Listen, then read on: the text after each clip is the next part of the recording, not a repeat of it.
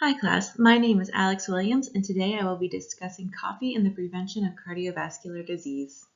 Cardiovascular diseases consist of various heart and blood vessel disorders, and I'll discuss some of the different types at a later point in this presentation. Cardiovascular diseases are the leading cause of death globally, representing 32% of deaths in 2019 worldwide.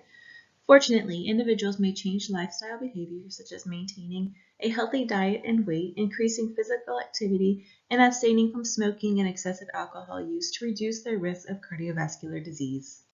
While coffee may lead to acute changes such as increases in blood pressure, heart rate, and arterial stiffness, there may be long-term benefits due to the phenolic compounds and chlorogenic acids that work as antioxidants. These substances may lower blood pressure, fatty acid and cholesterol synthesis, and oxidative stress, all beneficial mechanisms in reducing the risk for cardiovascular disease. Given this information, this brings us to the question, does regular coffee consumption decrease the risk of cardiovascular disease?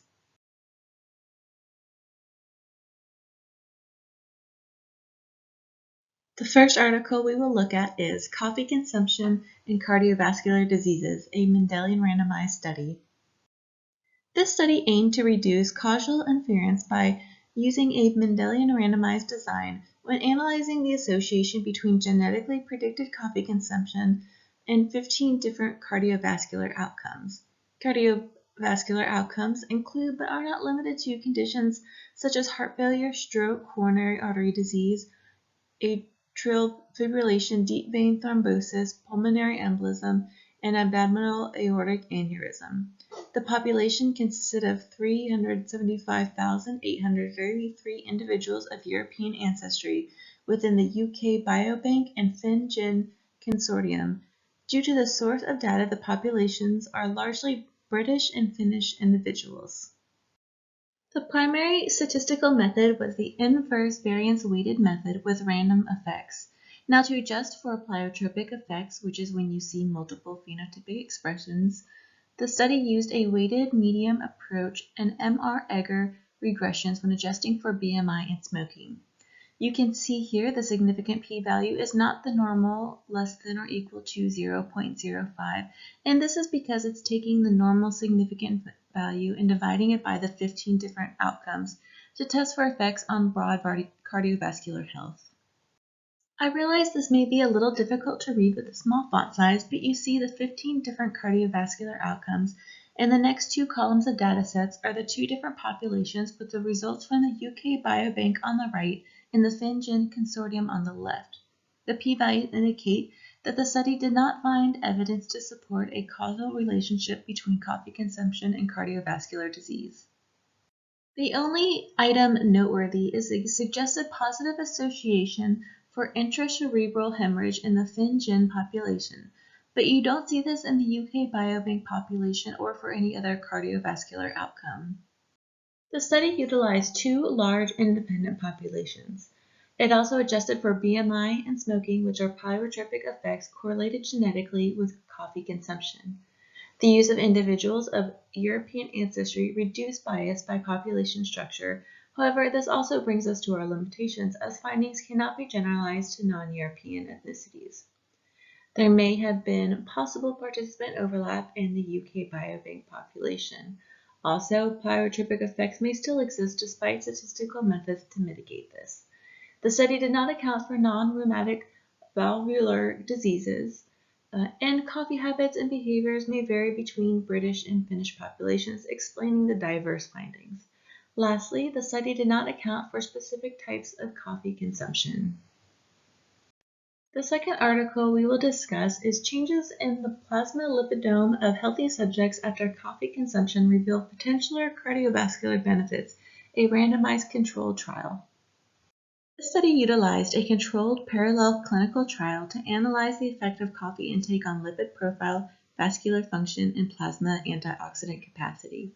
So we have coffee intake as the independent variable, and our dependent variable is going to be lipid profile, vascular function, and antioxidant capacity, which was measured by taking plasma samples at baseline and again at the 8-week mark. The study used 74 men and women aged 20 to 60 years old. A total of 25 subjects were needed for a power of 0.8, and a significance level of 0.05, so this provided adequate sample size. All were regular coffee drinkers and had a 1-week washout period before the trial began. While the study did not account for diet and smoking, it did consider some measures such as weight and physical activity in its inclusion criteria. The study used measures of central tendency and dispersion for quantitative variables. For the normality of continuous variables, the study used the Shapiro-Wilk test for a one-way ANOVA. Linear Pearson correlations were used to analyze each pair of variables. Lastly, the Mann-Whitney U-test for unpaired analysis for intervention groups and Wilcoxon test for paired analysis. Because the different statistical methods generated 4 different values for what is considered statistically significant, I use this graphic which tells you the z-score, in other words, how far from the mean the data points are. Red values show an increase and blue a decrease. If you start by looking at the first column, our control group who did not drink coffee, you see an increase in oxysterols and strongly correlated with free fatty acids and increased cholesterol ester reduction. In the next 2 columns, you see the light and dark roast coffees, with the 4th column representing both coffees collectively. There is an increase in cholesterol esters and a decrease in both oxysterols and free fatty acids. There was no significant differences among the different 2 coffee interventions. Ultimately, this suggests coffee consumption modulates the regeneration of oxidized and inflammatory lipids in healthy subjects. While this was a smaller study, it had adequate population size. Multiple statistic methods were employed to detect and mitigate skewed results.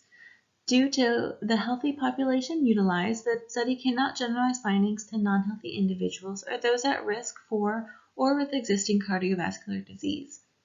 While the study considered some lifestyle factors such as weight, alcohol use, and physical activity, it did not account for others such as smoking and diet. Lastly, the intervention only lasted 2 weeks, which does not reflect long-term coffee use. From the first article, we learned that although there might be a suggested positive association for intracerebral hemorrhage in certain populations, ultimately findings do not support a causal relationship between coffee consumption and the 15 cardiovascular outcomes based on genetically predicted coffee consumption.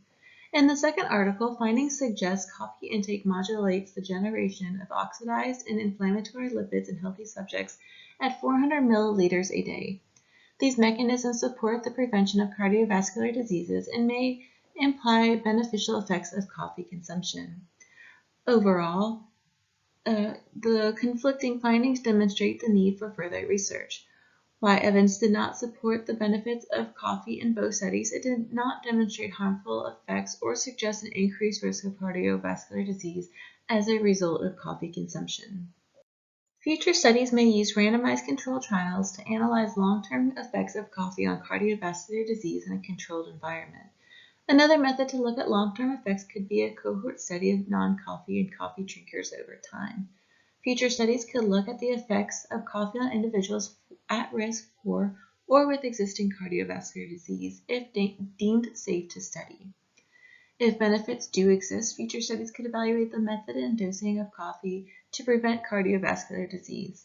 Lastly, a study could measure the effects of coffee on cardiovascular disease based on different preparation methods, types, and styles. Please let me know if you have any questions, and I look forward to your feedback.